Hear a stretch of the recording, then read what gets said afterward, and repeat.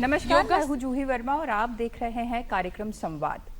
आज इस कार्यक्रम में हम जिस मुद्दे पर चर्चा करने जा रहे हैं वो मुद्दा बेहद संवेदनशील है, बेहद गंभीर है और अपने आप में बेहद अनूठा भी है।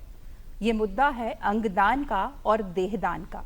ये एक ऐसा दान है जो आपके जीवन के बाद भी दूसरों में जान कायम रखता है, दूसरों की जिंदगी को रोशन करता है। तो इस मुद्दे पर चर्चा करने के लिए आज हमारे साथ मौजूद हैं डॉक्टर राकेश भार्गव जी, जो शिशु रोग विशेषज्ञ है। राकेश जी, आपका बहुत बहुत स्वागत है। साथ में है डॉक्टर कविता कुमार जी, जो डिपार्टमेंट ऑफ ऑप्थेल्मोलॉजी हैं गांधी मेडिकल कॉलेज में। डॉक्टर साहब, आपका बहुत बहुत स्वागत है। कोमल शर्मा हमारे साथ मौजूद हैं, जो वरिष्ठ पत्रकार हैं और काफ़ी लंबे समय से इस मुद्दे पर फील्ड में लोगों के हालात जान रही हैं। और साथ में है डॉक्टर विपिन खाड़े जी, जो हेड ऑफ एनाटॉमी है चिरायु अस्पताल के। आपका भी बहुत बहुत स्वागत है। साथ में हमारे साथ है कुछ डोनर्स जो ऑलरेडी इस पुण्य काम की तरफ अपना कदम बढ़ा चुके हैं, देहदान कर चुके हैं, अंगदान कर चुके हैं। कुछ साथ में स्टूडेंट्स हैं मेडिकल के जो इस तरफ अब ध्यान दे रहे हैं और समझ रहे हैं कि ये क्या प्रक्रिया है, उनसे भी हम चर्चा करेंगे। और कुछ लॉयंस क्लब से जुड़े हुए लोग हैं जो इसको फील्ड में आगे तक ले जा रहे हैं। आप सबका स्वागत है इस पूरे कार्यक्रम में। डॉक्टर साहब, विपिन खाड़े जी, मैं सबसे पहले आपसे चर्चा करना चाहूँगी। क्या होता है अंगदान और देहदान में बेसिक अंतर? लोग किस तरीके से समझें इसको कि ये क्या है? इसको आसान भाषा में इस तरह से समझा जा सकता है कि देहदान केवल और केवल मृत्यु पश्चात होता है, और अंगदान जैसे कि हम किडनी या लीवर की बात करें, वो व्यक्ति जब जीवित रहता है तब कर सकता है। इतनी सरल भाषा में हम ये फर्क समझ सकते हैं जी। तो जैसे अंगदान तो लोग समझ सकते हैं कि वो अंग किसी के काम आएंगे। जब हम बात करते हैं देहदान के, तो वो थोड़ा विस्तार से समझना चाहेंगे कि वो किस तरीके से किया जा सकता है और किस तरह से फायदेमंद है। देहदान की प्रक्रिया है कि सबसे पहले व्यक्ति को आके मेडिकल कॉलेज में शरीर रचना शास्त्र विभाग या एनाटॉमी विभाग में आके एक फॉर्म फिल करना होता है, जिसमें उसकी व्यक्ति की खुद की सम्मति और उसके 2 रिश्तेदार, इनकी सम्मति ज़रूरी होती है।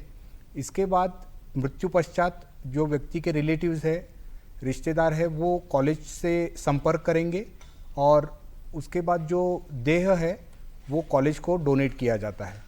और ये जो देह है इसकी हम उपयोगिता में लाते हैं जो प्रथम वर्ष के जो MBBS के छात्र हैं, उनके लिए हम सारे शरीर रचनाएं समझाते हैं उस पर, जिसको कि हम डिसेक्शन कहते हैं हमारी मेडिकल लैंग्वेज में। तो डिसेक्शन करके सारे फर्स्ट MBBS के छात्रों को हम अलग अलग चीज़ें पढ़ाते हैं इसमें, कि विभिन्न अंग कौन से हैं हमारे शरीर में, वो किस तरह से काम करते हैं, अलग अलग कोशिकाएं क्या है, मसल्स कौन से हैं, ये सारी चीज़ें हम फर्स्ट MBBS के छात्रों को पढ़ाते हैं। इसके अलावा हमारे उपयोग में ये आता है, जैसे कि रिसर्च वर्कशॉप्स होते हैं, तो विभिन्न छात्र आते हैं, जैसे कि पोस्ट ग्रेजुएट छात्र भी आकर इन कैडावर्स पे या इस देह पर वो आकर अपना संशोधन कर सकते हैं। तो इन तरीक़ों से, ये अलग अलग तरीक़ों से ये कैडावर्स हम यूज़ में लाते हैं। अभी हमने बात की देहदान और अंगदान पे। एक और किस्म का दान होता है, वो है नेत्रदान। तो हमारे साथ में ऑप्थेल्मोलॉजिस्ट हैं कविता कुमार जी। आपसे जानना चाहूँगी, इन 2 दानों से नेत्रदान किस तरीके से अलग होता है और उसकी क्या इम्पोर्टेंस है? देखिए, जैसा कि अभी डॉक्टर साहब ने बताया कि देहदान और अंगदान, तो देह तो जैसा कि उसका अर्थ होता है कि सारा शरीर, और अंग जो होता है शरीर के छोटे छोटे, जैसे कि किडनी हुआ, लिवर हुआ, लंग्स हुआ, इंटेस्टाइन्स हुए, ये अंग होते हैं। और जैसा कि इन्होंने बहुत सही बताया कि अंगदान हमेशा मृत्यु के पहले होता है, क्योंकि हमें वर्किंग कंडीशन में चाहिए। हार्ट जब तक धड़कता रहेगा तभी वो किसी दूसरे व्यक्ति के काम आएगा। तो अंगदान हमेशा मृत्यु के पहले एक स्टेज होती है, जिसको ब्रेन स्टेम डेथ बोलते हैं, उसमें किया जाता है, जो कि अस्पताल में ही संभव है। अब तीसरी बात जो आपने पूछी, नेत्रदान। अब नेत्र भी देखा जाए तो पूरा एक अंग है, पर नेत्र अंगदान के श्रेणी में इसलिए नहीं आता है क्योंकि पूरा का पूरा नेत्र इस्तेमाल नहीं किया जाता है किसी दूसरे शरीर में। नेत्र का केवल एक ऊपरी सतह होता है जिसको कॉर्निया कहते हैं।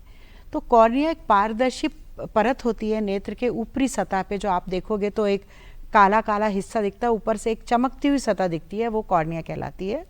तो वो नेत्र हम पूरा निकालते हैं, अंग पूरा निकालते हैं नेत्र का, मृत्युपरांत, पर केवल कॉर्निया ऊतक, जो हम उस कॉर्निया का टिश्यू जो है उसको इस्तेमाल करते हैं ऐसी अंधत्व में जो केवल कॉर्निया की बीमारियों की वजह से हो। तो हमारे पास अक्सर मरीज आते हैं, कहते हैं कि ये मरीज अंधा है और अगर आपके यहाँ कोई नेत्रदान हो तो आप उसमें नेत्रदान करके इस अंधत्व इसको दूर करें, पर ये हर मरीज में संभव नहीं होता है।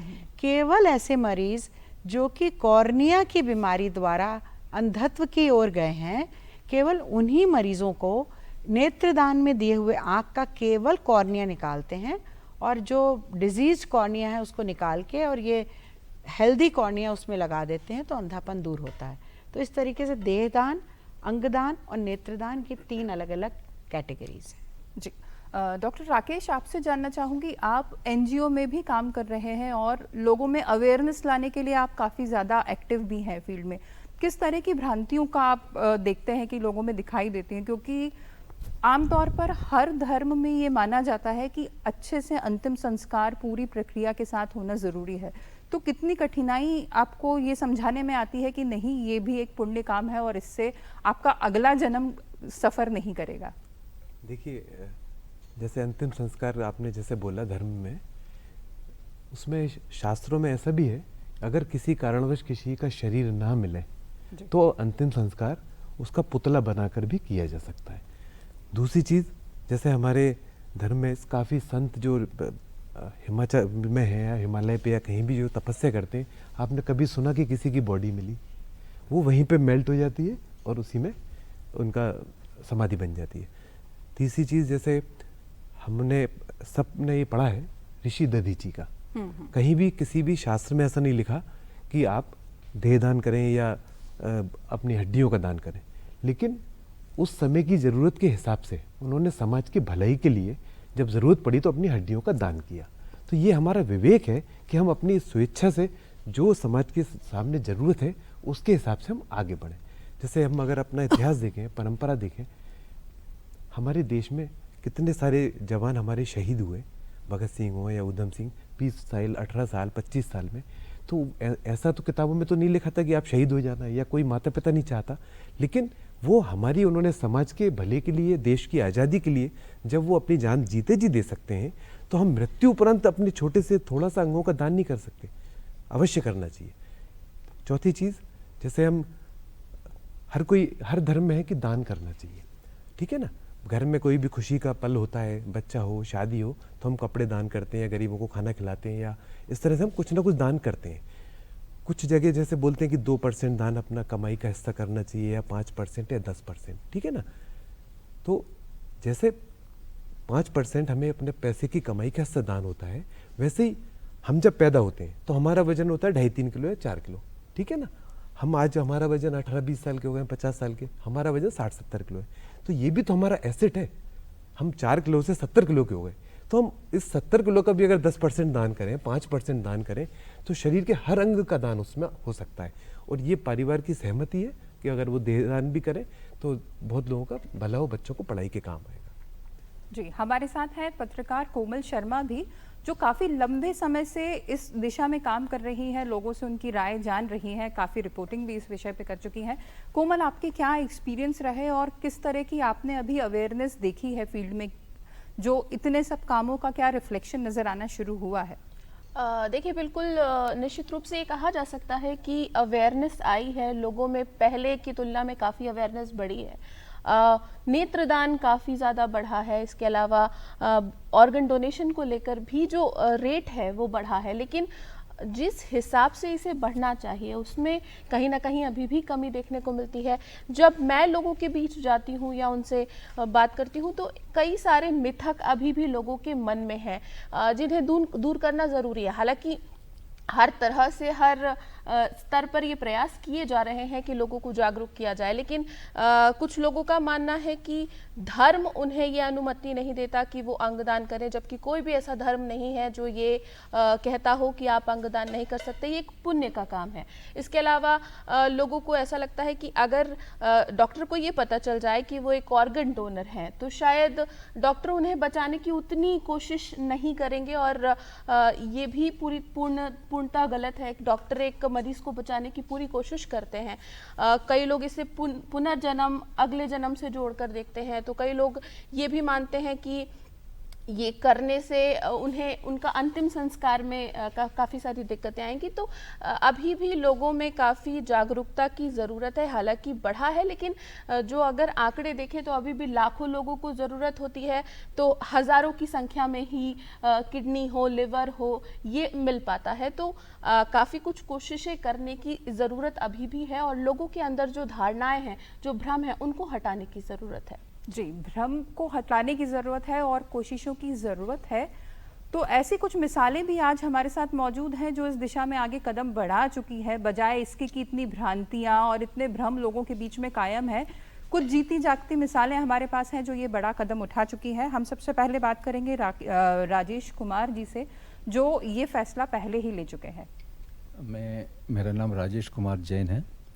बैंक ऑफ इंडिया से मैं रिटायर हुआ हूँ और मैं अपना अंगदान कर चुका हूँ, और ये मैंने स्वयं निर्णय लिया है कि इस फील्ड में एक बहुत अच्छा काम है कि मैं अंगदान करूँ, और ये अंगदान आगे चलकर हमारे ये मेडिकल के स्टूडेंट हैं उनके काम आए, और मैं समाज के लिए भी इन भ्रांतियों को दूर करने की कोशिश करता हूँ कि आप इस पे जागरूक होइए कि ये बहुत नोबल कॉज है, और इसमें लोगों के मतलब अंगदान भी, देहदान भी नहीं करें, अंगदान करें। जीते जी यदि किसी को रोशनी मिलती है, आँखों की रोशनी मिलती है, तो आप करें, क्योंकि शरीर तो मृत्यु पश्चात जल जाना है।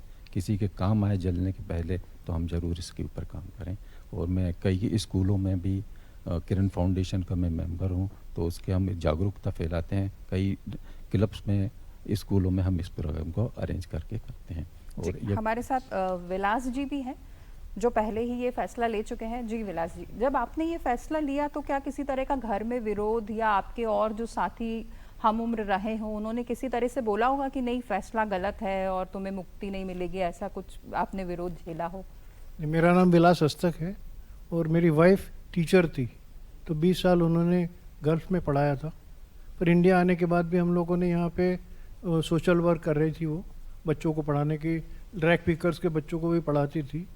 तो उनकी प्रेरणा थी कि भाई अपना मरने के बाद देह जलाने से अच्छा यदि किसी कॉलेज में दी जाए तो आगे वाले बच्चों को पढ़ाई के लिए उसका बहुत उपयोग होगा। तो वो उनकी प्रेरणा थी। और हम लोग जब इंडिया आए थे तो एक रीडर डाइजेस्ट में कार्ड आए थे जिसमें हम लोगों ने पूरा उसी टाइम से भर के रखा था कि या तो ऑर्गन डोनेशन हो जाए यदि एक्सीडेंट में डेथ हो जाए तो, या मरने के बाद पूरी बॉडी डोनेट करी जाए। हमारी दोनों डॉटर हैं, दोनों डॉटर्स को भी ये मालूम था। और पर अनफॉर्चुनेटली हमारे मिसेस को 2014 में कैंसर से डेथ हो गई थी। तो उस टाइम हमने हॉस्पिटल को अप्रोच भी किया था कि इनकी कम से कम आँख डोनेट की जाए, और उन्होंने बोला था कि चूँकि कैंसर है तो हम लोग रिस्क नहीं लेना चाहते हैं। तो फिर हम लोगों ने उनकी बॉडी चिरायु हॉस्पिटल में डोनेट की थी 2014 में। तो उनकी, मेरे वाइफ की प्रेरणा से मैंने भी फॉर्म भरा है बॉडी डोनेशन का प्लस ऑर्गन डोनेशन। जी जी, एक सवाल बीच में राकेश जी आपसे फिर से लेना चाहूँगी। जैसे अभी जिस तरह की बातचीत हुई, कई बार रिश्तेदार मना कर देते हैं कि नहीं करना है, कई बार बच्चे, कई बार हम उम्र जो थोड़े उम्र दराज लोग होते हैं वो एक्सेप्ट नहीं कर पाते।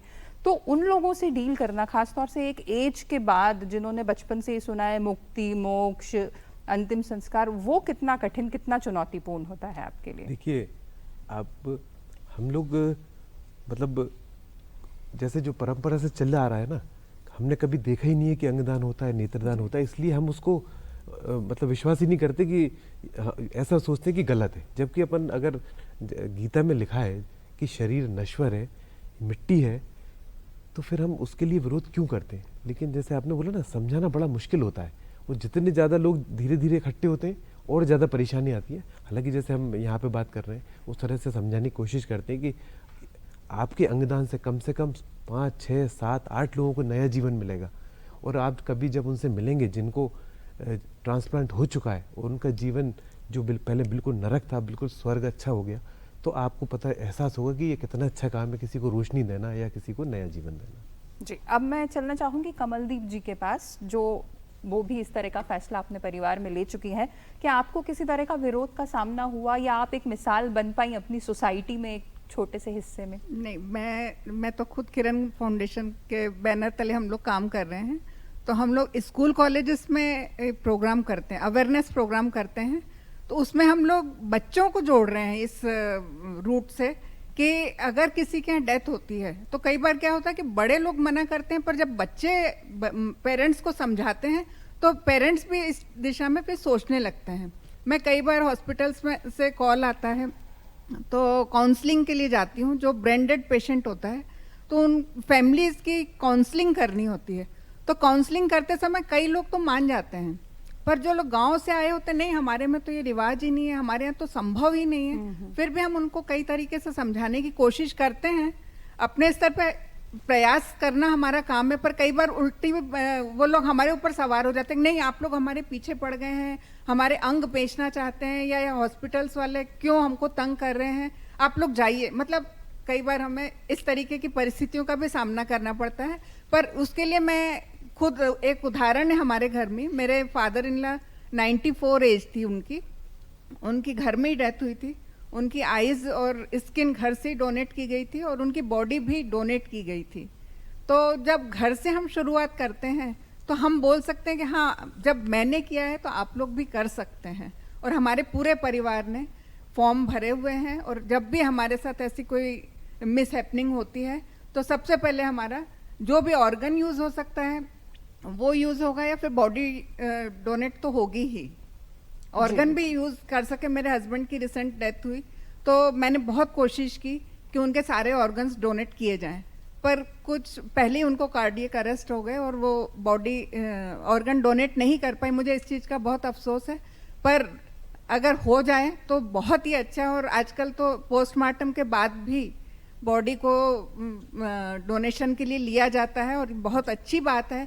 और हमें ये काम बहुत जरूरी करना चाहिए, बहुत अच्छे से करना चाहिए। बिल्कुल, और हम लोग बहुत ही समाज में प्रेरणादायक बहुत बात ये है और एक मिसाल जी, आपने कायम की है। समाज में हम भी अब प्रचार प्रसार बहुत करते हैं, इसके लिए बहुत कोशिश करते हैं। कंचन बाला जी से मैं जानना चाहूंगी, जैसा अभी आपने कमलदीप जी ने बताया, वैसे ही कंचन बाला जी स्वयं के लिए ये फैसला ले चुकी हैं, और आपने शायद अपने हस्बैंड के लिए भी ये अहम फैसला लिया था। तो उस फैसले के बाद आप कैसा महसूस करती हैं और क्या मैसेज देना चाहेंगी? मेरा नाम कंचन वाला बारगल है। हम दोनों ने 8 साल और 9 साल पहले दोनों ने मिलकर फैसला लिया था। फिर उसके बाद में हमारे बेबी की वो दामाद को उनको बताया, उनको भी बड़ा अच्छा लगा।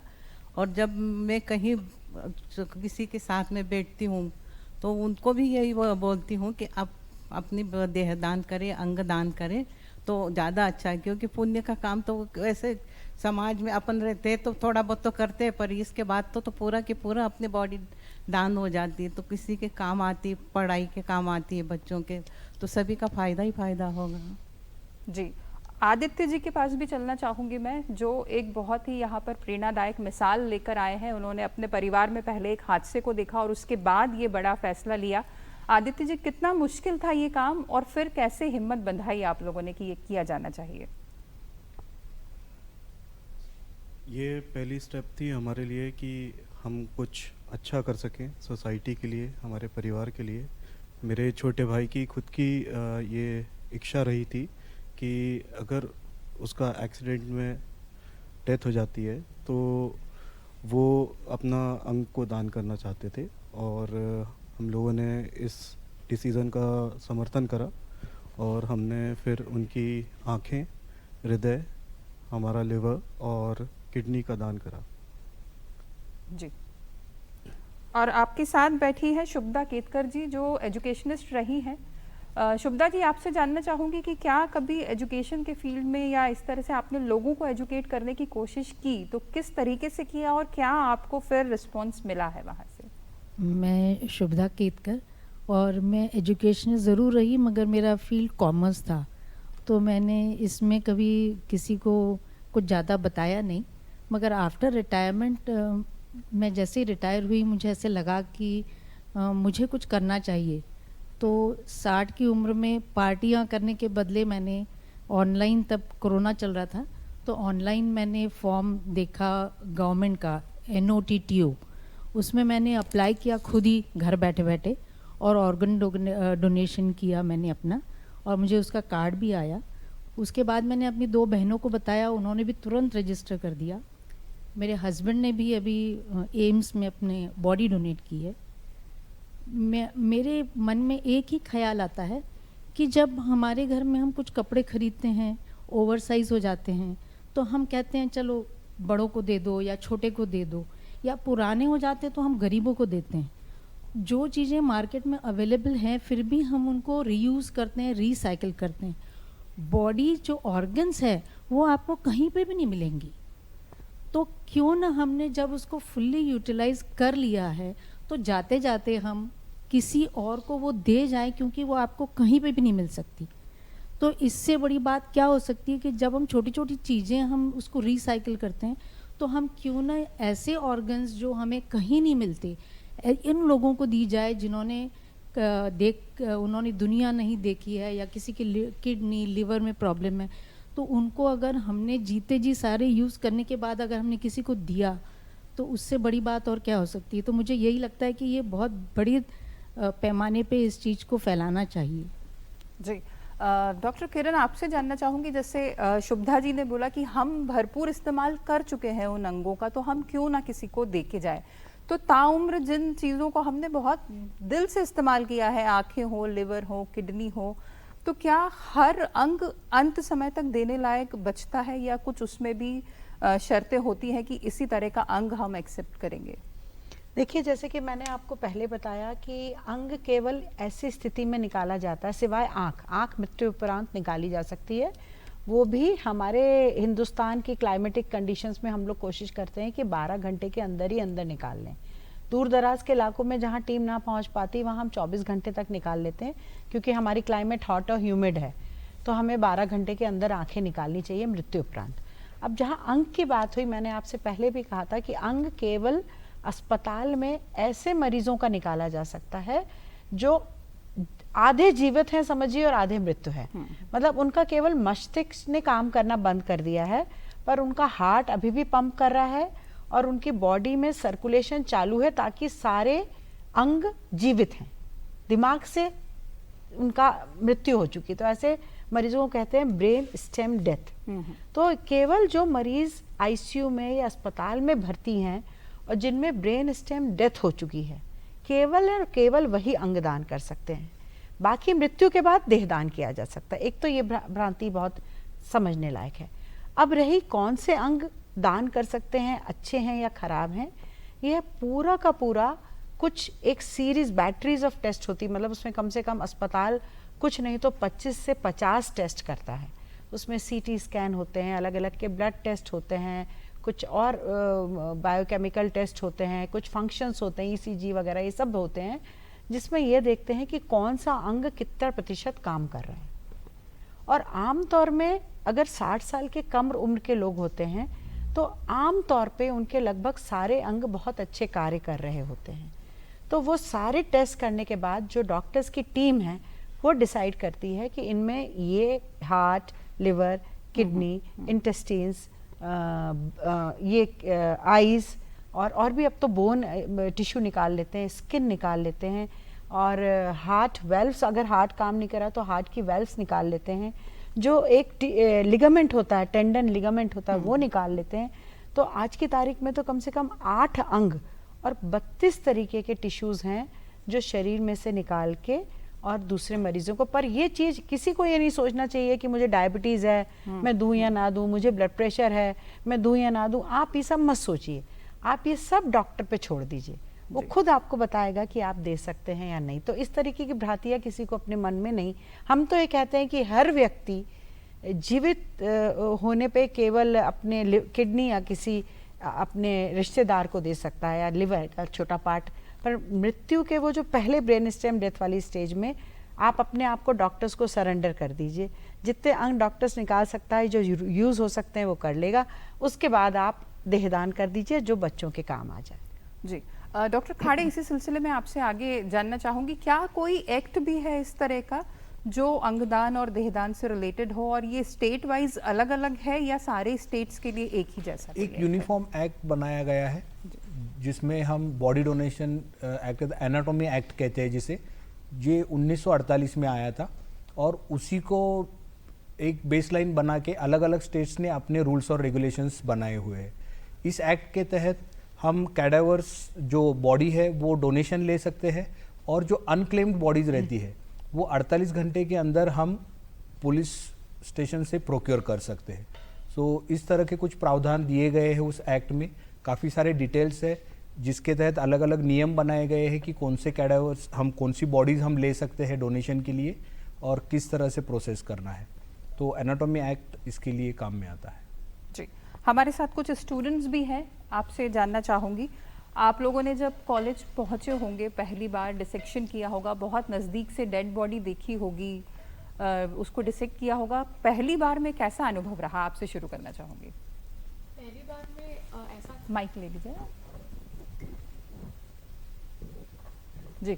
शुरुआत में हिचक थी जब हमने ज्वाइन किया था, तो शुरुआत में हिचक थी, फॉर्मेलिन की स्मेल थी, लेकिन बाद में जैसे जैसे हमें सिखाया गया, जैसे जैसे हम सीखते गए, हमें और जानने को मिला। तो अब हमारे लिए वो बहुत बड़ी बात है, क्योंकि बचपन से जो हम बुक्स में देखते आए हैं वो आज हमें सामने सीखने को मिल रहा है, तो हमारे लिए ये बहुत अच्छा और बड़ा अनुभव है। जी, आपसे जानना चाहूँगी, अब जब काफ़ी समय हो चुका है ये सारी चीज़ें देखते हुए, तो क्या कुछ थॉट बदला है? शुरुआती दिनों में हमें सिखाया गया था कि कैडावर की इज्जत करनी होती है, क्योंकि सबसे उच्च दर्जे वाला दान होता है। अब हमने इतना पूरे साल भर में उसके बारे में पढ़ लिया है, सीख लिया है, तो ये अंदर से रिस्पेक्ट आती है उसके लिए कि हमें सिखाया जाता है कि कैडावर हमारा सबसे पहला टीचर है। एनाटॉमी में हम जो भी सीखते हैं, मतलब हमें एक्चुअली दिखता है कि हाँ सामने ये मसल्स हैं, ये नर्व्स हैं, तो अब एक प्रॉपर विजुअलाइजेशन के साथ हम सीखते हैं, तो वो एक अच्छी लर्निंग अपॉर्चुनिटी मिलती है। जी, आपके साथी से भी जानना चाहूँगी, जैसे आपके पास इस अवस्था में कोई पेशेंट आते हैं, उसके फैमिली मेम्बर्स हैं, बीइंग अ यूथ आप कितना ट्रबल फेस करते हैं, या कैसे उनको आप ये समझाते हैं कि उन्हें देहदान की तरफ सोचना चाहिए? देखिए, सबसे पहले अगर हमारे पास कोई आते हैं ऐसे में, तो सबसे पहले हमारी अपॉर्चुनिटी रहती है कि हम उनको पूरा प्रोसेस समझाएं कि कैसे देहदान होता है, और जब वो सवाल पूछते हैं हमसे कि इसमें क्या क्या बाधाएं आ सकती है, तो सबसे पहले हम उनको समझाते हैं कि देहदान आप हमें बॉडी सौंप दीजिए डिपार्टमेंट्स में, एंड वो उसके बाद पूरे एम्बाल्मिंग और फॉर्मेलिन से प्रिजर्व कर लेंगे बॉडी, और उसके बाद हम उससे स्टडीज़ कर सकते हैं जो हमें आगे सर्जरी में काम आएगी। जी, तो युवा साथियों से चर्चा करते हुए एक सवाल ज़रूर मन में उठा है, और कोमल ज़रूर इस सवाल से कई बार फेस किया होगा। युवाओं से जब आपने फील्ड में बातचीत की हो, उनकी प्रतिक्रिया जानी हो, कुछ उम्र दराज लोगों से जानी हो, तो दोनों के बीच में आपको कभी कोई अंतर लगा कि नहीं, यूथ इसको बहुत जल्दी एक्सेप्ट कर रहा है, थोड़ी एज में नहीं कर रहे हैं, या बुजुर्ग ज़्यादा समझदार दिखे इस दिशा में क्योंकि वो लोग काफ़ी ज़्यादा मूव ऑन कर चुके होते हैं लाइफ में? बिल्कुल, लेकिन हम जब युवाओं से बात करते हैं या बुज़ुर्गों से बात करते हैं, तो ज़ाहिर तौर पर एक अंतर जो है वो देखने को मिलता है। बुज़ुर्ग अनुभवी ज़रूर हैं, लेकिन इस मामले में उनके जो तजुर्बे हैं, उनकी धारणाएं अलग हैं। जैसा मैंने बताया कि वो पुनर्जन्म से उसको जोड़कर देखते हैं, धर्म से उसको जोड़कर देखते हैं। धर्म हमारे देश में एक ऐसा ज़रिया है जो बातों को सही तरीके से पहुँचा सकता है, लेकिन बुज़ुर्गों में अभी भी धर्म को लेकर वो धारणा है, जिसकी वजह से कई बार अगर घर में फैसले लिए जाते हैं तो बुजुर्ग ही उन्हें रोक देते हैं कि आप ये ना करें, क्योंकि वो समर्थन नहीं देते और कई सारी कारण बताते हैं। लेकिन युवाओं में जाहिर तौर पर इसको लेकर अब अवेयरनेस देखने को मिल रही है। हमारा सोशल मीडिया इसका एक बहुत सशक्त माध्यम है। सोशल मीडिया के ज़रिए या फिर अलग अलग जो ऑर्गन डोनेशन के कैंप लगते हैं, कॉन्फ्रेंसेस होती हैं, ये युवाओं तक इस मैसेज को पहुंचा रहे हैं कि ये एक बहुत बड़ा फैसला है, और कहते हैं कि ईश्वर इंसान को ज़िंदगी देते हैं, लेकिन ऑर्गन डोनेशन देके आप 7 लोगों की ज़िंदगी बचा सकते हैं। तो युवाओं में ज़ाहिर तौर पर अवेयरनेस ज़्यादा है, और यही वजह है कि अगर इसको एजुकेशन का पार्ट बना दिया जाए, अगर इसे एजुकेशन से जोड़ दिया जाए, तो कई बार हम ये कहते हैं कि बड़े बच्चों को समझाते हैं, लेकिन अब समय बदल गया है। बच्चे जब बड़ों को अवेयर करते हैं, वो बताते हैं कि ये करना चाहिए, तो बड़े भी उससे जुड़ जाते हैं। तो इसको एक एजुकेशन का पार्ट बनाना चाहिए, ताकि ज़्यादा से ज़्यादा घरों में ये मैसेज पहुंच सके और युवा इसका एक अच्छा मैसेज, एक अच्छा जरिया बन सकते हैं, क्योंकि अब उनमें अवेयरनेस आ रही है और जो आंकड़े लगातार बढ़ रहे हैं, हम बहुत से युवाओं को देख रहे हैं जो अभी से ये फैसला ले चुके हैं और जिन्होंने अपने ऑर्गन डोनेट किए हैं, जिन्होंने फॉर्म जमा किए हैं। तो जाहिर तौर पर युवाओं को इससे जोड़ा जाना चाहिए। जी। तो जिस तरह से कोमल का एक्सपीरियंस रहा कि जब वो बातचीत करती हैं तो युवाओं में ज़्यादा अवेयरनेस नज़र आती है, और एक तरफ हमारे सामने ये जो पहली पंक्ति है ये पूरी मिसाल बन के यहाँ बैठी है कि इसकी अवेयरनेस अब हर उम्र में पहुँच रही है, और शायद जो हमारे साथ आज के गेस्ट मौजूद हैं ये एक नई मिसाल बनकर नया एग्जाम्पल ज़रूर सेट करेंगे। आप लोगों से भी चर्चा करना चाहूँगी मैं, आप लोग अपने क्लब के माध्यम से जिस तरीके से फील्ड में इसकी कोशिश कर रहे हैं, पूरा साल आप लोगों ने इसी के लिए तय किया है, कुछ एक्सपर्ट्स भी हमारे साथ मौजूद हैं, आपके विचार भी जानना चाहूँगी, और अगर आप कुछ सलाह लेना चाहें तो वो भी ले सकते हैं। जी, मैं लॉयन वंदना गुप्ता, हम इंटरनेशनल लॉयंस क्लब के रिप्रेजेंटेटिव हैं, जो कि which is largest and well organised NGO के नाम से जाना जाता है। हमने ये देखा है कि बहुत से पेशेंट एक अपने ऑर्गन के लिए वेट करते जाते हैं कि हमें कोई डोनर मिल जाए, और उसमें वो अपनी ज़िंदगी का आधा हिस्सा इंतज़ार में गुजार देते हैं। तो ये लॉयंस क्लब ने इस बार ये जिम्मा उठाया है कि हम अवेयरनेस समाज में इस तरह से फैलाएं, लोगों को रेडी करें कि आप अपनी बॉडी या ऑर्गन को डोनेट करें। मेरा कुछ सवाल है, मैं ये जानना चाहती हूँ, क्या रजिस्ट्रेशन कराना ज़रूरी है क्या सर? बिल्कुल नहीं। बिल्कुल नहीं। यदि ब्रेन किसी का डेड हो जाए तो कितने घंटे बाद हम उसको उसके 2 दिन, 5 दिन, 10 दिन तक भी रख सकते हैं, इट डिपेंड्स। जी, डॉक्टर उसमें कोशिश करते हैं कि जितनी जल्दी पेशेंट के परिजन हमें सहमति देते हैं, फॉर्म 8 साइन करते हैं, उसके बाद प्रोसेस हम शुरू करते हैं। रिसिपिएंट को बुलाना है लिवर के लिए, किडनी के लिए, जैसे हार्ट भोपाल में नहीं है या लंग्स, तो बाहर इन्फॉर्म करना पड़ता है दिल्ली, बॉम्बे में। फिर वहाँ से अगर उसके हार्ट की क्वालिटी अच्छी है, जैसे मैडम कविता कुमार जी ने बताया था, हार्ट लंग्स सब अच्छा है, तो वहाँ से बाहर से टीम आती है, वो बॉम्बे में हो उसका पेशेंट या दिल्ली में हो या चेन्नई में हो, तो वो टीम आके, जैसे हमने यहाँ से 4 बार हार्ट को बाहर भेजा है, दिल्ली और बॉम्बे, तो वहाँ से वो टीम आती है और लेके जाती है। रजिस्ट्रेशन बहुत ज़रूरी नहीं है। कभी कभी ऐसा होता है कि हमने सुना, घर में बात की, ऐसा मैंने देखा है, जो कुछ पेशेंट्स का हुआ है, उन्होंने पेपर में पढ़ा, घर में बात की माता पिता ने, भाई ये काम बहुत अच्छा है, मृत्यु उपरांत हमें किसी को जीवन दे के जाने से बड़ा शायद कुछ नहीं है, तो उन्होंने सिर्फ परिवार में बात की। जब उनके घर में कैजुअलिटी हुई तो फिर उनके परिवार वालों ने, जैसे ये आदित्य हैं, अनमोल का भाई, इन्होंने कभी, हम ऐसा सोचते नहीं है कि मैं जाने वाला हूँ तो मैं कल कर दूँ दान, तो उन्होंने घर में बात की हुई थी कि ये काम अच्छा है, इसलिए उन्होंने अपने परिजन, जब ऐसी परिस्थिति आई तो उन्होंने अपने परिजन का अंगों का दान किया था। जी, मतलब रजिस्ट्रेशन जरूरी नहीं, बट परिवार की सहमति जरूरी है। बिल्कुल, अवश्य। और सर, यदि कोई डायबिटिक हो, हार्ट पेशेंट हो, क्या वो अपना ऑर्गन तब भी डोनेट कर सकता है? बिल्कुल, जैसा हमारे मैडम कविता कुमार जी ने बताया है कि ये आप अपना जज्बा दिखाएं कि मुझे तो सब कुछ दान करना है। ये उस समय की परिस्थिति अनुसार, मैं 50 साल 70 साल बाद कब जब मेरी डेथ होगी, वो उस समय की परिस्थिति अनुसार वो डॉक्टर डिसाइड करेंगे कि इनके क्या क्या अंगों का दान हो सकता है या नहीं हो सकता है। अब तो जैसे हाथों का भी दान होने लगा, तो कुछ भी दान हो सकता है। तो हमें कमिटमेंट दिखाना चाहिए कि हमें तो सब कुछ करना है, और ये डॉक्टर तय करेंगे कि इनका क्या क्या दान होगा। Thank you. मेरा भी एक प्रश्न है। मेरा नाम लॉयन आशीष जैन है, और जैसा कि बताया आपको कि हमारे इस साल अंगदान के ऊपर अवेयरनेस मेजर प्रोजेक्ट है, जिस पर हमारे भोपाल शहर के सभी लॉयंस क्लब काम कर रहे हैं। तो कविता जी से मैं जानना चाहूँगा, बीइंग आप सरकारी संस्थान से जुड़ी हुई हैं, तो सरकार का अवेयरनेस के लिए क्या अप्रोच है, वो हमारे जैसे एनजीओ को काम करने के लिए, लॉयंस क्लब के लिए क्या मदद कर सकती है, और हम सरकार से इस विषय पे कैसे हाथ मिला सकते हैं? देखिए, सरकार तो बहुत ही ज़्यादा खुश होगी अगर एनजीओज उसके साथ हाथ मिला के काम करें, और हमारा तो ये वाला जो कार्य है मोस्टली एनजीओ के थ्रू, जैसे हमें किरण फाउंडेशन की बहुत मदद मिलती है।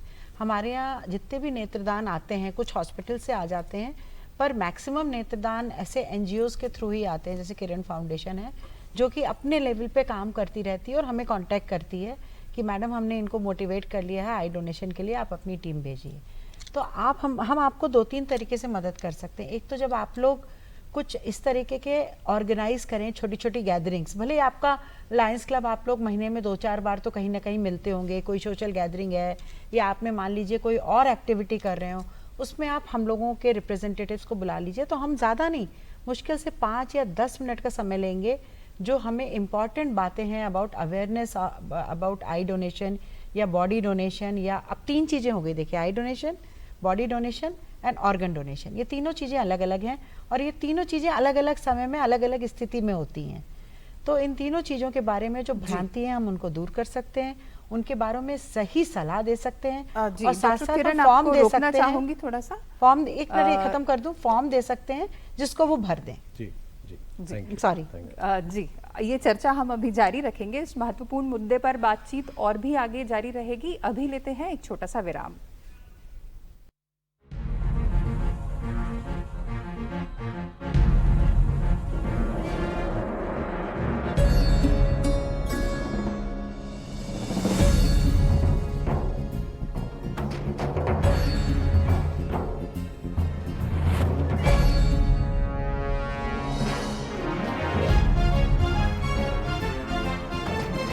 जो एक बार फिर इस चर्चा में आपका स्वागत है और हम फिर से अंगदान और देहदान पर ही चर्चा आगे जारी रखेंगे। जैसा किरण जी अभी आप बता रही थी, एनजीओस के माध्यम से छोटे छोटे ग्रुप्स में अवेयरनेस फैलाई जा सकती है। अगर हम बात करें थोड़े और इंटीरियर के, थोड़े सुदूर एरियाज के, जहाँ पर लोग अंगदान देहदान तो करना चाहते हैं लेकिन उनको पता नहीं है जाना कहाँ है, तो उनके लिए क्या गाइडलाइंस है, वो कहाँ जाएं? क्या नज़दीकी सरकारी अस्पताल, प्राथमिक स्वास्थ्य केंद्र में जाके भी वो ये काम कर सकते हैं? हाँ, देखिए आजकल तो देखिए सोशल मीडिया का ज़माना है। आप विश्वास नहीं करेंगे कि मेरे यहाँ की बाई भी यूट्यूब खोल के और रंगोली उसी को देख के बनाती है। तो मतलब ये मेरे घर का किस्सा है। तो इवन गांव में और बहुत ही इंटीरियर्स में भी आजकल हर किसी के पास मोबाइल होता है और हर आदमी यूट्यूब खोल लेता है, हर आदमी व्हाट्सएप कर लेता है, हर आदमी गूगल खोल लेता है। तो एक तो वो तरीका है जिससे लोग जो जागृत होना चाहते हैं, वो जैसे आपने नोटो की साइट पे जाके खुद भरा, ये तो आप शहरी हैं, पर जो अंदर से होते हैं वो ऐसे कर सकते हैं। नंबर 2, अगर आप प्राथमिक स्वास्थ्य केंद्र पे तो मुझे नहीं लगता इतने जानकार लोग होते होंगे, पर हाँ डिस्ट्रिक्ट हॉस्पिटल के अगर सीएमओ से या डिस्ट्रिक्ट हॉस्पिटल में कोई ऑफ्थल्मोलॉजिस्ट, आई विशेषज्ञ से कांटेक्ट करेंगे तो आपको ज़रूर गाइड करेंगे। तीसरा, मैं हमेशा मीडिया जब भी मुझे कहीं भी मिलते हैं तो मैं उनसे रिक्वेस्ट करती हूँ। अभी हफ्ता भर पहले ही एक ग्रुप के साथ, टाइम्स ऑफ इंडिया ग्रुप ने एक प्रोग्राम किया था तो उसके साथ में थी, तो मैं उन लोगों से यही रिक्वेस्ट करी थी कि इसमें सबसे बड़ा और बहुत ही बड़ा और महत्वपूर्ण जो हमें कोई सहयोग दे सकता है वो मीडिया दे सकता है। तो अगर हमारे साथ सारे टीवी चैनल्स और पेपर्स और जो सोशल मीडिया पे इंस्टाग्राम और यूट्यूब और वगैरह वगैरह जो हैं, इसके माध्यम से लोग छोटे छोटे से एक स्टोरीज बना के, या जैसे आप अपनी बात कह दें या मैं अपनी बात छोटी से रह दूं, तो वो बहुत बड़ा इन्फ्लुएंस कर सकता है, जो लोगों को प्रेरित कर सकता है। और मैं लायंस क्लब के तो आपके जब भी आप मुझे कांटेक्ट करेंगे, प्लीज़ मेरा मोबाइल नंबर या कांटेक्ट नंबर ले लीजिएगा और जहाँ जहाँ आप कहेंगे किरण फाउंडेशन के साथ हम लोग आपके साथ जुड़ जाएंगे। जी, अभी जिस तरीके से आपने मीडिया का भी जिक्र किया, कोमल आपसे जानना चाहूँगी, एनजीओज तो लगे ही हुए हैं इस काम में, अपनी तरफ से पूरी कोशिश कर रहे हैं, आप क्या समझती हैं मीडिया किस तरीके से हेल्पफुल हो सकता है? क्या कोई कोलैब ऐसा हो सकता है कि एनजीओज और मीडिया, डॉक्टर्स तो ऑब्वियसली होंगे ही उसमें, मिल के काम करे, या मीडिया अपने स्तर पर किसी तरीके से इस अवेयरनेस को आगे बढ़ा सकता है? बिल्कुल, मीडिया अपने स्तर पर भी इस अवेयरनेस को आगे बढ़ा सकता है। अलग अलग प्रोग्राम्स इसको लेकर किए जा सकते हैं। उस प्रोग्राम के ज़रिए जो डोनर्स हैं, जिन्होंने ये मिसाल पेश की है या जिन्होंने अपने परिवार के सदस्यों की जो बॉडी है वो मेडिकल स्टूडेंट्स को दी है, उनको जोड़कर हम इस तरह से अवेयरनेस पैदा कर सकते हैं। एनजीओस जाहिर तौर पर काफ़ी समय से इसको लेकर काम कर रहे होते हैं, तो जब मीडिया, एनजीओ, डॉक्टर, सरकार सब एक साथ मिलकर काम करेंगे तो चूंकि मीडिया एक जरिया है जन जन तक पहुंचने का, तो कई बार जब सुदूर अंचलों में जो लोग जो इस बारे में नहीं जान पाते हैं, अगर एनजीओ की बात, डॉक्टरों की बात मीडिया के जरिए वहां तक पहुंचेगी तो जाहिर तौर पर हम ज़्यादा बेहतर तरीके से उनको इस मुद्दे पर, इस मकसद के लिए जागरूक कर पाएंगे। तो अगर सब मिल जाएं और मीडिया एक जरिया बन जाए तो इस उद्देश्य को पूरा किया जा सकता है, और वो लोग जो आज भी अंग के इंतज़ार में बैठे हुए हैं और जिनको जीवन दान मिल सकता है, वो हम उस उद्देश्य को पूरा कर पाएंगे। जी डॉक्टर खाड़े, आपसे दो बातें ज़रूर जानना चाहूँगी। अंगदान या देहदान के बाद उसका यूटिलाइजेशन किस तरीके से बेहतर किया जाता है, और एक टर्म अक्सर मीडिया में भी सुनाई देता है, इससे रिलेटेड यहाँ पर चर्चा हुई है, आदित्य जी ने भी बताया, ग्रीन कॉरिडोर बनता है, उसकी किस केस में ज़रूरत पड़ती है और वो इसमें कितना फ़ायदेमंद होता है? जो हमारे पास देहदान के पश्चात जो बॉडी आती है, उसको सबसे पहले तो हम फॉर्मेलिन के साथ एक सॉल्यूशन बना के, अलग अलग तरह के केमिकल्स बना के वो हम कैडावर के अंदर इंजेक्ट कर देते हैं, जिससे कि वो कैडावर कम से कम 5 साल तक जिस स्थिति में है उस स्थिति में रहता है। उसके पश्चात हम समय समय पर उस पे बच्चों को सिखा देते हैं कि स्ट्रक्चर्स, विभिन्न अंग जो है वो हम सिखा देते हैं, और बहुत सारी पढ़ाई होने के पश्चात जब उसमें से सॉफ्ट टिश्यूज हट जाते हैं, जैसे मसल्स हट गए बार बार पढ़ाने के बाद, तो उसके पश्चात हम जो रिमेनिंग पार्ट है उसको बरियल करके या कुछ प्रोसेस करके उससे हम अस्थियाँ भी निकाल लेते हैं, बोन्स भी निकाल लेते हैं। तो ये बोन्स भी काम आते हैं, और जो स्किन निकलती है ऊपर की, वो हम अलग अलग वर्कशॉप्स करते हैं। सूचरिंग वर्कशॉप, जो बडिंग सर्जन्स है, नए जो सर्जन्स आ रहे हैं, उनको सूचरिंग की प्रैक्टिस होती है।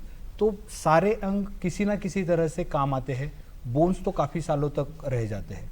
और ग्रीन कॉरिडोर की बात ये है कि जैसे हमें कोई भी ऑर्गन है किसी टाइम फ्रेम में पहुंचाना है एक जगह से दूसरी जगह पे, तो सारे सिस्टम्स, हमारे ट्रैफिक सिस्टम आ गई, पुलिस सिस्टम आ गया, और सारे आरटीओ के ये सब मिलकर एक जगह से दूसरी जगह पे ये अंग पहुंचाने की ये प्रक्रिया रहती है। तो इससे बहुत अच्छी सुचारू तरीके से हम एक जगह से दूसरी जगह पर टाइम से अंग पहुंचा सकते हैं। आपने बडिंग डॉक्टर्स, बडिंग सर्जन्स की भी बात की, कुछ और युवा साथी पीछे हमारे साथ बैठे हुए हैं, उनके अनुभव भी जानना चाहूँगी। इस तरह के केसेस में आपने क्या क्या फेस किया है अपने, जितना अभी तक आप लोगों को समय हुआ है उसके दौरान?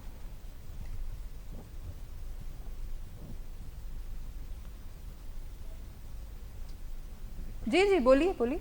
Question repeat. मैं आपसे जानना चाहूँगी, जैसे उन्होंने जिक्र किया कि बडिंग सर्जन इससे जुड़े हुए कुछ ज़रूरी काम करते हैं, वो काम क्या है, और शुरुआत में आपको कितनी झिझक हुई थी उसको करने में, और अब आपके क्या एक्सपीरियंसेस हैं? जैसा कि हमारे एचओडी सर ने बताया कि जो स्किन वगैरह रिमेनिंग पार्ट्स होते हैं उनको कहीं ना कहीं यूज़ करते हैं, और जो सूचरिंग वर्कशॉप्स उन्होंने कहा, तो वो बडिंग सर्जन्स जो होते हैं, यानी आने वाले अपकमिंग सर्जन्स हैं, उनके लिए ये काम का रहता है। क्योंकि जो सूचरिंग मेथड है वो बेसिकली सर्जन्स को रिक्वायर्ड रहती है। हम अभी फर्स्ट ईयर स्टेज पे हैं, तो हमें इतना मतलब जो स्किल बेस्ड लर्निंग है, इतनी हमें इस चीज़ की ज़रूरत नहीं है। हम इसके अलावा जैसे जो ऑर्गन्स हैं उनकी एनाटमी, उनका ब्लड सप्लाई, नर्व सप्लाई वगैरह, उनका स्ट्रक्चर, आर्टरीज, वेन्स, बोन्स, इन सब चीज़ों पे ज़्यादा ध्यान देते हैं। जी डॉक्टर भार्गव, आपसे भी जानना चाहूँगी, जैसे हमारे साथ बहुत सारे युवा साथी भी हैं, हमने कोमल का एक्सपीरियंस भी सुना कि वो फील्ड में जब जाती हैं तो उनको युवाओं का रुझान दिखाई देता है इसमें, बुजुर्ग थोड़े पीछे हटते हैं, और यहाँ हम एक नई तस्वीर देख रहे हैं कि बुजुर्ग पूरी एनर्जी के साथ आगे। तो युवा शक्ति को किस तरीके से आप इस अपने जो मिशन है आपका, जो आप लोग एनजीओ के माध्यम से भ्रांतियाँ दूर करने का और ऑर्गन डोनेट करने के लिए मोटिवेट करते हैं लोगों को, उसे किस तरीके से यूज़ कर सकते हैं? देखिए, हमने 8 साल से हम काम कर रहे हैं, इसमें मीडिया ने, पेपर मीडिया हो या अपना टीवी वगैरह, इन्होंने बहुत मदद की है। दूरदर्शन है, उसमें जब हमारा नंबर वो डिस्प्ले करते हैं किरण फाउंडेशन का, तो हमारे पास छतरपुर, नागदा, हरदा, दूर दूर से फ़ोन आते हैं कि सर मेरा कल जन्मदिन है, मुझे आप सर्टिफिकेट कल दे सकते हैं क्या। या भोपाल में एक प्रोग्राम था, दोपहर में, शाम को फ़ोन आया कि सर मुझे रात को 9 बजे बॉडी डोनेशन का सर्टिफिकेट चाहिए, मेरा एक, हमारा माता जी का बर्थडे है, 75वीं साल के रहे, तो हमने वहाँ पे जाके दिया। इसलिए वो देना चाहते थे कि उस पर ताकि सारा हमारे रिश्तेदार, सारा यार दोस्त, सारे परिजन वहाँ पर होंगे, तो किसी को कोई आपत्ति हो तो वो वहाँ पे आपत्ति दिखाएं, बाद में दिक्कत ना हो। जैसे हम बात करते हैं ना, जब ज़रूरत होती है हम परिजनों से बात करते हैं तो उसमें 50 लोग होते हैं, 10, 50, 40 तैयार हैं, वो 2 लोग मना कर देते हैं, तो वो दिक्कतें कम हो जाती हैं अगर हम ऐसे मिलजुल के सबके सामने अगर किसी को सर्टिफिकेट दें, या आपको जब जैसे आपने बॉडी डोनेट किया तो अपना सोशल स्टेटस में दिखाएं कि मैंने कार्ड दिखाएं, तो इससे लोग आपके परिचित भी अवेयर होंगे, जो आपके लिंक से जुड़े हुए हैं मीडिया में, उनको भी प्रेरणा मिलेगी। एक थोड़ा सा फिल्मी सवाल डॉक्टर किरण जी आपसे लेना चाहूंगी। डॉक्टर कविता सॉरी, जैसा हम फिल्मों में अक्सर देखते हैं, कुछ फिल्में जो अंगदान देहदान पे बनी है कि जिसको ट्रांसप्लांट होता है वो आँख, वो दिल, उसके जज्बात भी बदल जाते हैं, उनकी नज़रों को वो देखना अच्छा लगता है, तो ये है फिल्मी, मैं समझती हूँ, पर क्या कुछ इमोशन ट्रांसफर भी होते हैं ऐसे, या ये एक टोटल सिर्फ ऑर्गन टू ऑर्गन ट्रांसफर की प्रक्रिया है? नहीं, अच्छी सी बात है, पिक्चर में देखने तो हमें भी बड़ा अच्छा लगता है कि बड़ा दानी आदमी था और बहुत एक डाकू था, उसको दानी का दिल लग गया तो वो एकदम अचानक दानी बन गया। पर ये सारी बातें जो है ये साइंटिफिकली तो ठीक नहीं है। दिल अगर अच्छा कार्य कर रहा है और किसी व्यक्ति जिसमें को दिल की ज़रूरत है उसमें लग गया और उसमें दिल का ही काम करेगा, वो धड़केगा ताकि उसके शरीर को बराबर वो सर्कुलेशन होता रहे। इसी तरीके से आंखें भी।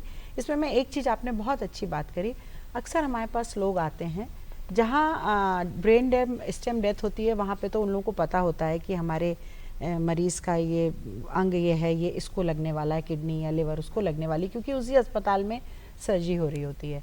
पर जब आंखें डोनेट होती हैं तो हम लोग किसको लगा रहे हैं ये डोनर को नहीं बताते हैं। ये एक एथिकल इशू है एक्चुअली।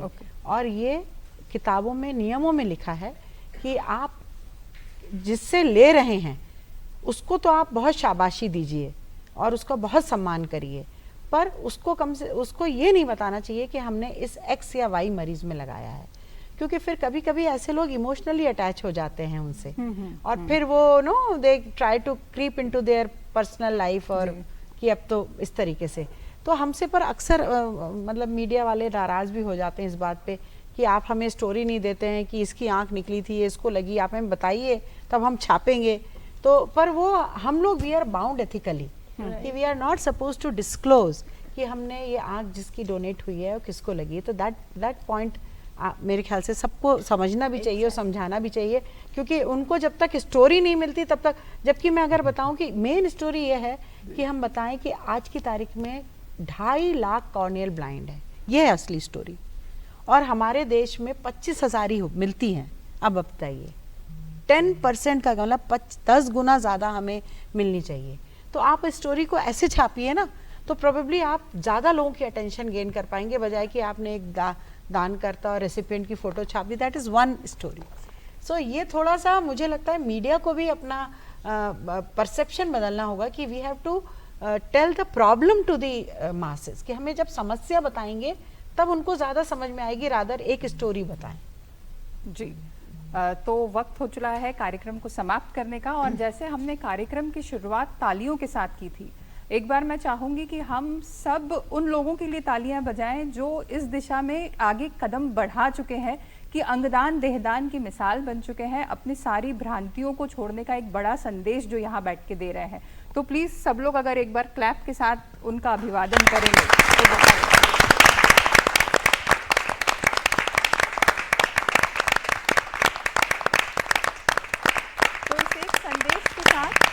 तो जब भी मौका मिलता है आप कुछ ना कुछ दान ज़रूर करते हैं। तो अब जब भी मौका मिले तो अंगदान, देहदान, नेत्रदान की तरफ भी आगे कदम बढ़ाएं, लोगों में इसके लिए अवेयरनेस बढ़ाएं, और ये फिक्र ना करें कि इसकी वजह से आपको आने वाले जन्म में कोई चिंता हो सकती है। उसकी जगह ये सोचें कि आप किसी का यही जन्म सुधार के जा सकते हैं।